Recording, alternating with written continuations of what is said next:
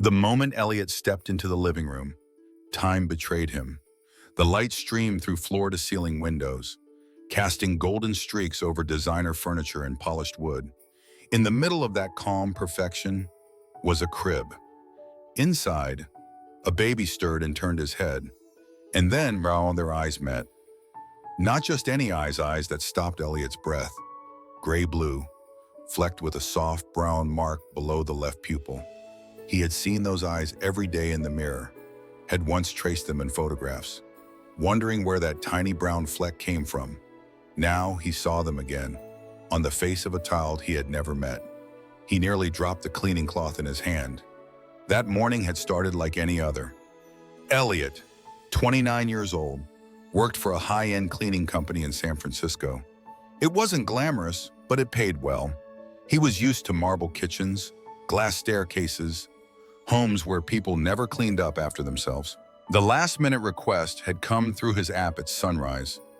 A wealthy client in Pacific Heights, a couple who had just welcomed a baby, wanted their entire ground floor professionally cleaned before a dinner party. The wife had apologized in her message, saying the housekeeper was off, the baby was unpredictable, and she was stuck in virtual meetings all day. Eliot didn't hesitate. He accepted the job and showed up just after breakfast. A woman in business attire greeted him at the door, juggling a tablet and a phone. She gestured quickly, thanked him, and disappeared into a closed room. The house was quiet, aside from the occasional muffled sound from the nursery camera blinking near the sofa. That was when he walked into the living room and saw the crib. The baby looked about 1 year old. Chubby arms, fine hair, a faint birthmark above the cheek. But the eyes, those unmistakable eyes, pulled Eliot back in time. His chest tightened. His hands trembled slightly as he approached the crib and leaned over, unsure if he was hallucinating.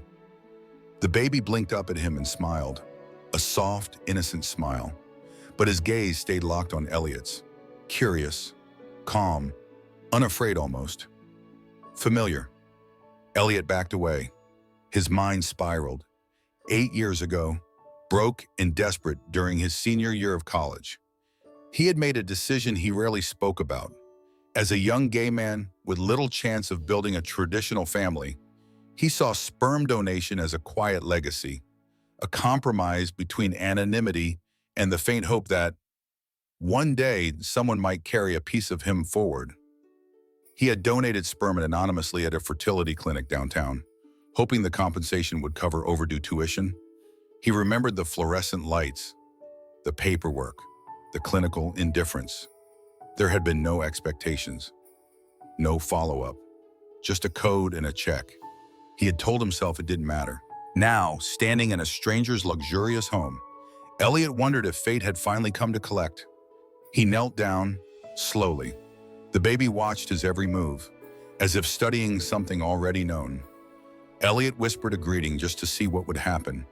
The baby reached a hand toward the edge of the crib, then dropped it, content just to stare. Eliot forced himself to move on. He picked up his mop and bucket, eyes darting toward the child every few minutes. The mother never reappeared. The baby never cried, but those gray-blue eyes never left him. He tried to tell himself it was a coincidence, a trick of color, of imagination. But as he scrubbed the floors and dusted the shelves, that doubt grew louder than anything else in the room. He had walked in to clean a house, but something had shifted. Something had started. And Eliot knew this was not the last time he would see that baby. If you believe that destiny doesn't knock its stairs, then don't miss the rest of this story. Follow the journey only on Heart Story. The silence in the living room was soft but restless. The baby began to stir, his legs kicking gently inside the crib. Eliot had paused his cleaning to check again. The child's eyes were still following him, unblinking, searching, calm but alert. Then came the first whimper, a sound of discomfort, of something building from deep within a tiny chest. The boy's lip trembled.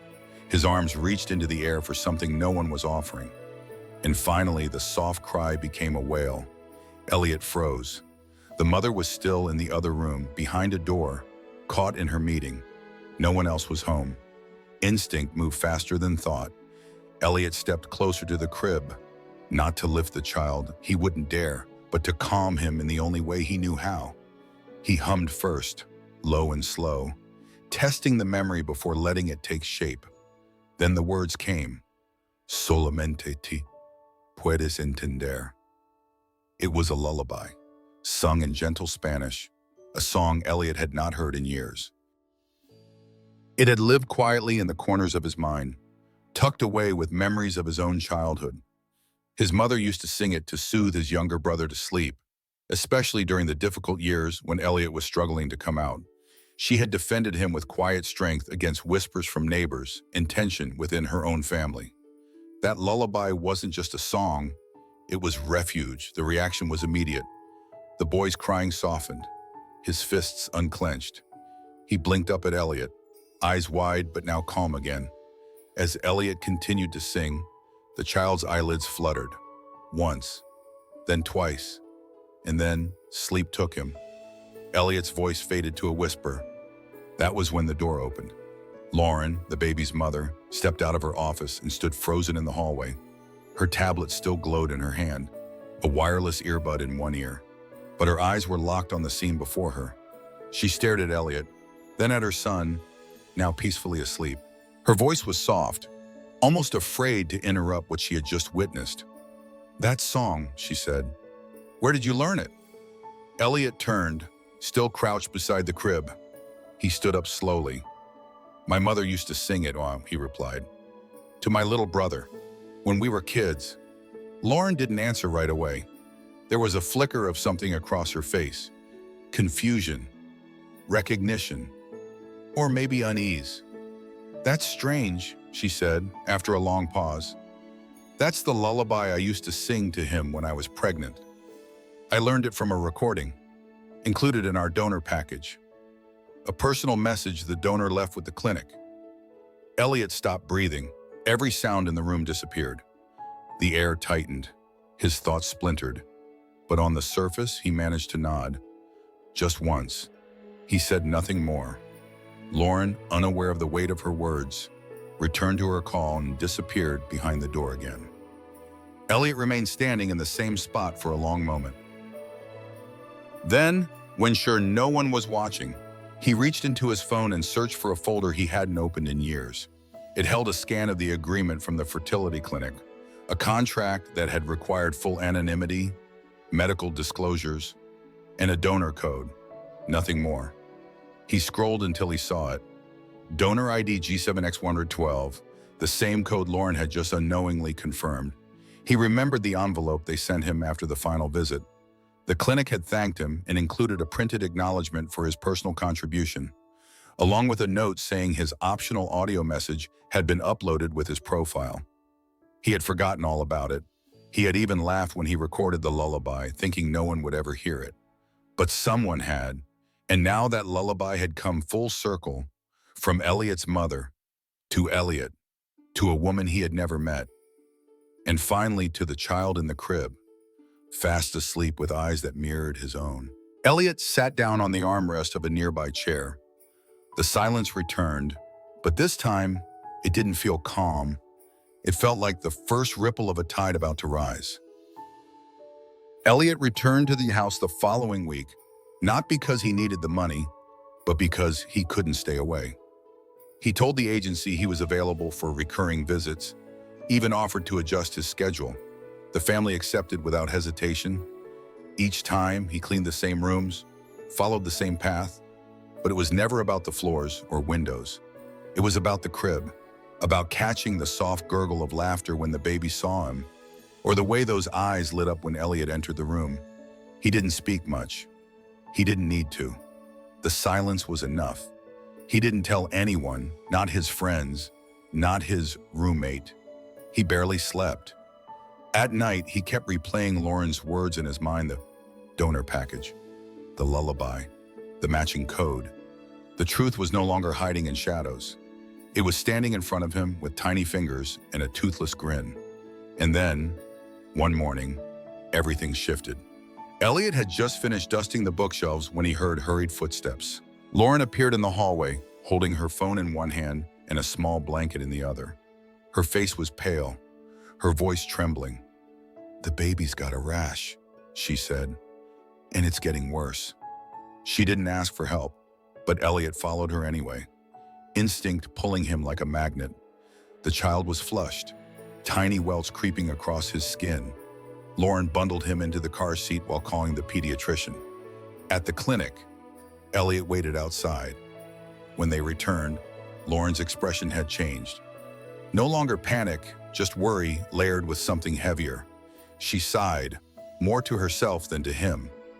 "They think it might be genetic," she said. "A latent allergy." The doctor recommended expanded blood work to check for recessive markers, but they need more data. She paused. "The clinic won't release the donor's genetic details. They say it's protected." Eliot nodded, pretending to understand. "But here's the weird part," she continued. "Oi. They also asked about the baby's blood type, and they said it didn't match my husband's." Eliot's pulse quickened. "I mean, I knew we used a donor," Lauren said, almost defensively. "But still, the clinic said the donor was a close match to my husband's traits. That was the whole point. Now they're saying I need alternative biological samples." She looked at Eliot, hesitated. "You mentioned once you had a family history of mild autoimmune stuff, right?" He nodded slowly. "I think it's similar to what the doctor suspects here. Would you be willing to provide a small sample just for comparison? It might help them identify what's triggering this." His voice was calm, but something cracked inside him. "Of course. Anything to help." She thanked him, told him not to worry, that it was just a formality. That afternoon, they went together to the lab. Eliot filled out the form, pricked his finger, and left the clinic with no expectation of hearing anything back. But his heart had already hurt enough. As he walked home that day, Eliot's thoughts spiraled far deeper than genetics. He remembered standing outside the clinic years ago, alone after donating. He remembered how it felt, not clinical, but oddly personal. At the time, he had laughed at himself. What kind of gay man thinks about fatherhood through a test tube? But somewhere in him, the idea had mattered. Not to build a family, not to fight some narrative, but because he wanted to leave behind something beautiful in a world that often made people like him feel disposable. 3 days later, he received a call, not from Lauren, from the clinic. The doctor didn't speak in absolutes. He was careful, professional, but his tone betrayed the weight of what he wasn't allowed to say. "I can't give you official confirmation," he said quietly, "but based on the test results, there is a very high probability that the child is biologically related to you." Eliot sat down in his kitchen, phone pressed against his ear. He didn't know what to say, not because he doubted the outcome, but because part of him had known. Long before the blood sample, long before the lullaby, long before the call, he had known the moment those gray-blue eyes locked on his in that quiet living room, and something ancient and sacred stirred. This wasn't imagination, this wasn't coincidence, this was blood, this was his child. Eliot had already decided to quit before she asked to meet. He had spent the last few nights in silence, ignoring calls, letting dishes pile up in the sink, canceling other cleaning brooms. The house he shared with his roommate felt both too small and too hollow. His thoughts were louder than anything around him. The weight of knowing, without permission, without invitation, pressed down on him like an invisible hand. He had no plans to tell Lauren. He had no right. And so, with a quiet message to the agency, Eliot removed himself from the group. But then, just a few days later, a simple text appeared on his phone. "Would you meet me for coffee? Lauren." He stared at it for a long time. He didn't answer. But the next morning, he found himself walking to the small cafe she mentioned, his heart heavy and unprepared. She was already there, seated near the back, her coat still buttoned, fingers wrapped tightly around a paper cup. When Eliot approached, she looked up with tired eyes, not angry, not suspicious, just resolute. He sat down. There was no smile, No pleasantries. I know, she said. The silence stretched. I suspected it the second you sang that song. She continued. But I wanted to believe it was coincidence. I told myself I was overthinking things. I didn't want to cause chaos. She looked away for a moment, then back at him. But the test confirmed it. I asked the doctor to compare your sample. I know he wasn't supposed to say anything, but his eyes told me enough. Eliot said nothing. Lauren placed the cup down and folded her hands. I don't regret having him, she said. He's everything to me. But I thought we had followed every rule. We were careful. We chose a donor based on strict criteria, background, features, even ancestry. We didn't want any surprises. She paused, her voice steadier now. But we got one anyway. Then she leaned forward. There's something you need to know. Eliot listened. We chose someone else, a donor with light brown eyes, no Latin ancestry, no family history of autoimmune anything. The clinic assured us the file was clean, the process secure. We paid extra for what they called a priority match, basically someone who resembled my husband. She exhaled, slow and deliberate. But after seeing him with you, I requested access to the original donor records.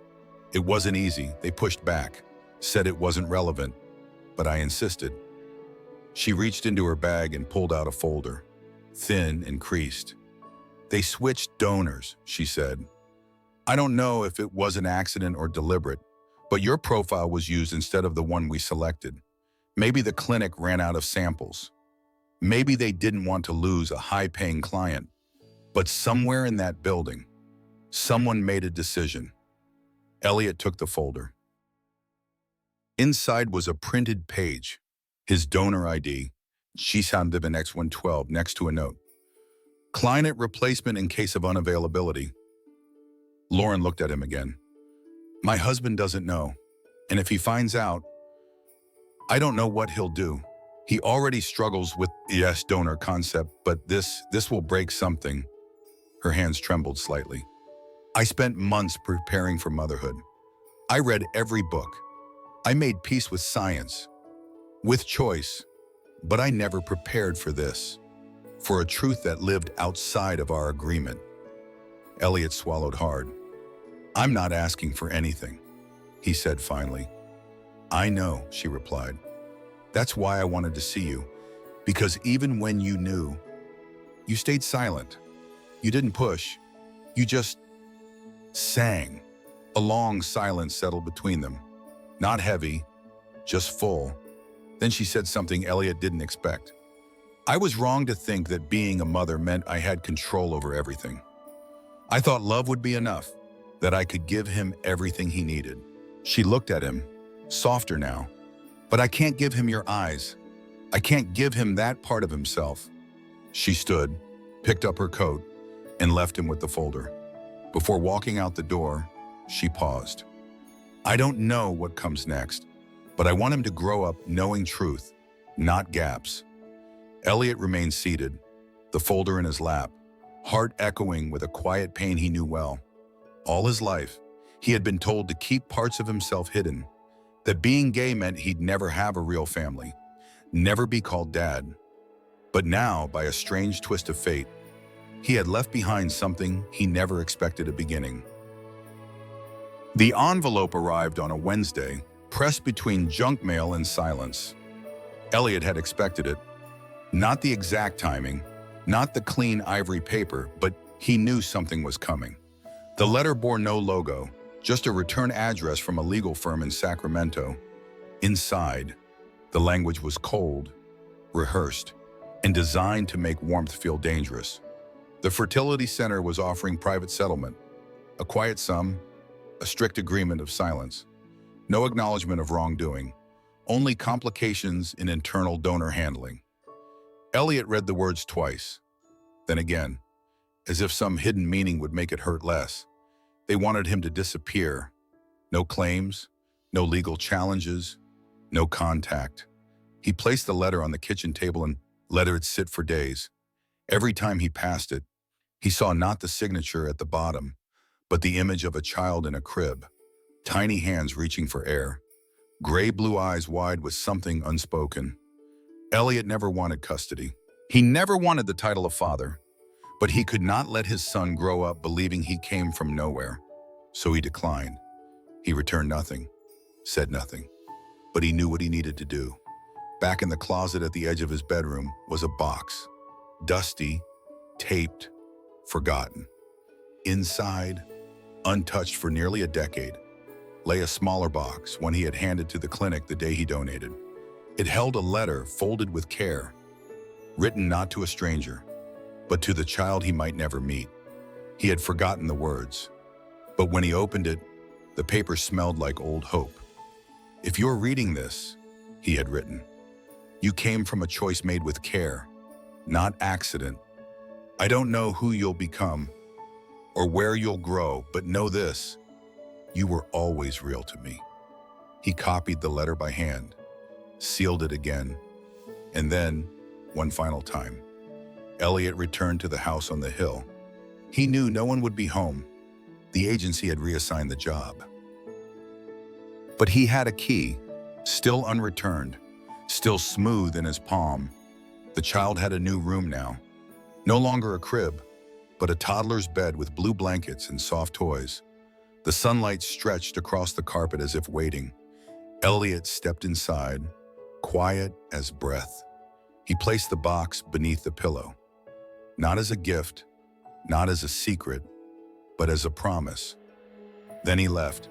The door clicked softly behind him. Years passed, time blurred, moved cities, built new walls. And then, on a fall afternoon heavy with clouds, someone knocked on Eliot's door. He wasn't expecting visitors. His phone hadn't rung. He approached cautiously.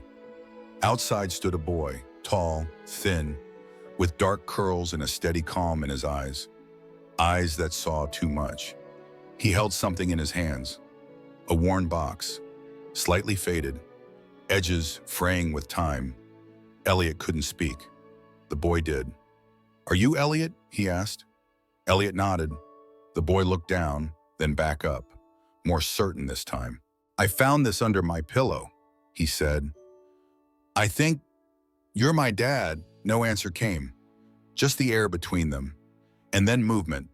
Eliot stepping forward, arms lifting without thought. He held his son for the first time. No contracts, no apologies, only the quiet, ancient recognition of belonging. And this time, the boy didn't fall asleep. He smiled. For Eliot, a man once told that gay men couldn't have families. This was more than enough. It was proof. How many people walk through life believing they'll never be seen as family just because of who they are? If this story touched you, follow for more true-hearted journeys on Heart Story.